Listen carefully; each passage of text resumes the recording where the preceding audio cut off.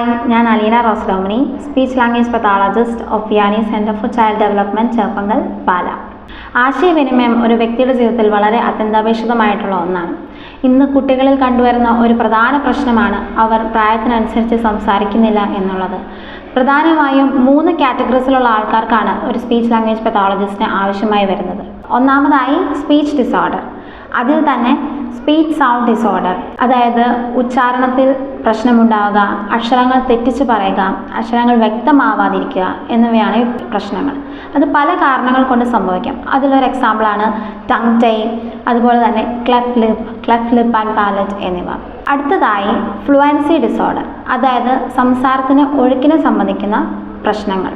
അതിൽ വരുന്നതാണ് വിക്ക് അല്ലെങ്കിൽ സ്റ്റട്ടറിങ് എന്നിവ. അടുത്തതായി വോയിസ് ഡിസോർഡർ, അതായത് ശബ്ദത്തെ സംബന്ധിച്ചുള്ള പ്രശ്നങ്ങൾ. അതിനുള്ള എക്സാമ്പിളാണ് കുട്ടി സംസാരിക്കുമ്പോൾ ഒച്ച കുറച്ച് സംസാരിക്കുന്നു, അതുപോലെ തന്നെ സംസാരിക്കുമ്പോൾ ഒരു കരകരപ്പ് പോലെ ഫീൽ ചെയ്യുന്നു, വേദന ഫീൽ ചെയ്യുന്നു. ഇതൊക്കെ ഒരു വോയിസ് ഡിസോർഡറിന് ഉണ്ടാവുന്ന കാര്യങ്ങളാണ്. അടുത്തതായി മെയിനായിട്ട് വരുന്നതാണ് ലാംഗ്വേജ് ഡിസോർഡർ. കുട്ടി പ്രായത്തിനനുസരിച്ച് സംസാരിക്കുന്നില്ല, കുട്ടിയുടെ ഐഡിയാസ് കമ്മ്യൂണിക്കേറ്റ് ചെയ്യാൻ കുട്ടിക്ക് പറ്റുന്നില്ല. അതിനൊരു എക്സാമ്പിളാണ് ഇപ്പോൾ 6 മാസമായിട്ടും കുട്ടി ബാബിൾ ചെയ്യാൻ തുടങ്ങുന്നില്ല, അതുപോലെ തന്നെ 1 വയസ്സായിട്ടും കുട്ടി ഓരോരോ വാക്കുകൾ സംസാരിക്കുന്നില്ല, 2 വയസ്സായിട്ടും 2 വാക്കുകൾ കുട്ടി സംസാരിക്കാനായില്ല എന്നുള്ള പ്രശ്നങ്ങൾ. അതുപോലെ തന്നെ കമാൻഡ്സ് ഫോളോ ചെയ്യുന്നില്ല, കുട്ടിയുടെ ആവശ്യങ്ങൾ ഒരു പോയിന്റിങ് വഴിയോ അതുപോലെ ആക്ഷൻസ് വഴിയോ അതല്ലാന്നുണ്ടെങ്കിൽ സംസാരം വഴിയോ ഒന്നും കമ്മ്യൂണിക്കേറ്റ് ചെയ്യാൻ പറ്റുന്നില്ല. ഇവയെല്ലാമാണ് ലാംഗ്വേജ് ഡിസോർഡറിൽ വരുന്നത്. പല കാരണങ്ങളാൽ ലാംഗ്വേജ് ഡിസോർഡർ ഉണ്ടാകുന്നുണ്ട്.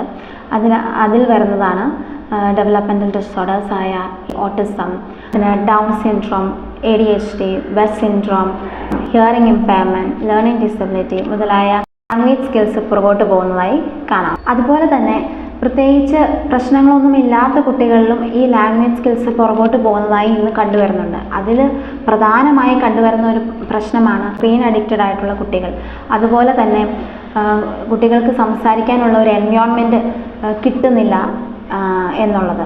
ഇത്തരം പ്രശ്നങ്ങൾ അനുഭവിക്കുന്ന കുട്ടികളിൽ സ്പീച്ച് ആൻഡ് ലാംഗ്വേജ് തെറപ്പി വളരെ അത്യാവശ്യമാണ്. അടുത്തതായി സ്വാളോയിങ് ഡിസോർഡർ, അതായത് ഭക്ഷണം വിഴുങ്ങുന്നതിനുള്ള ബുദ്ധിമുട്ട്.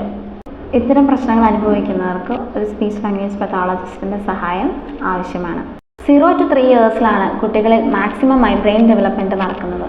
അതുകൊണ്ട് തന്നെ കുട്ടികളിൽ ഒരു സ്പീച്ച് ഡിലേ ഉണ്ട് എന്ന് തോന്നിയാൽ ഒട്ടും വെയിറ്റ് ചെയ്യാതെ തന്നെ ഒരു സ്പീച്ച് ലാംഗ്വേജ് പത്തോളജിസ്റ്റിനെ കൺസൾട്ട് ചെയ്യേണ്ടതാണ്. കൂടുതൽ വിവരങ്ങൾക്ക് താഴെ കാണുന്ന നമ്പറിൽ ബന്ധപ്പെടുക.